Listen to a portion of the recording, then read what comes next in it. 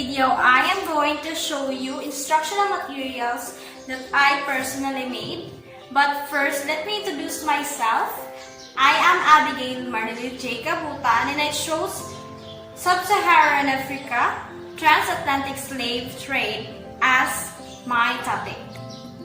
So later on, I will be explaining each of these instructional materials that, as you can see in the board and of course in your screens later. These are my instructional materials. The first item that I made is the map here. As you can see, the map has two different regions.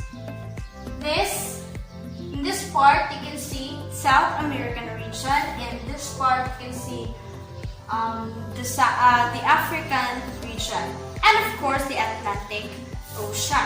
Though it just depicts parts of the regions, it can clearly emphasize the Atlantic Ocean where slave trade happens, passing through here. So next item that I made is the flashcard. I have made 10 flashcards, particularly about slavery and anything or everything about slave trade. It also contains questions that later on I will be asking to my learners, to the students, to know if they really understood and listened to the discussion.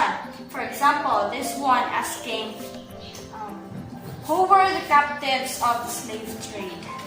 Alright, moving on, I am going to show you another visual aid or instructional materials that I made is the concept note. So we often use this type of instructional materials even in reporting and discussion. This type of instructional materials is important so that our learners are gonna copy or be able to copy the terms that we want to let them know and study later on when they get home after class.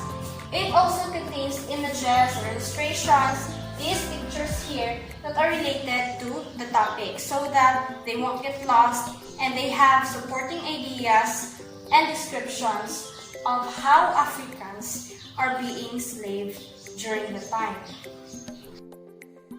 As said earlier, these are the slides of PowerPoint presentation that I have prepared for you, showing the topic and what the topic is all about.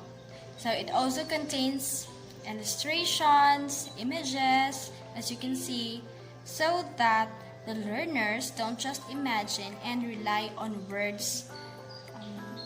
So it is very important to show pictures and images in your PPT slides. And lastly, the timeline that this PPT also contains presents important dates, at least 10 important dates, that paves way of how the entire transatlantic slave trade become part of the history and how it officially ended. So thank you everyone for listening and watching. As an overall takeaway upon making these instructional materials, it really takes time to make every one of them, especially to think how important it is to aid the learners to sustain their learning.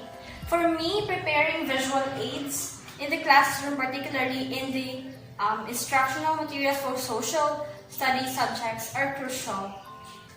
Not just to aid them, but also to let them copy, take some notes, and rely to it later, especially in studying at home.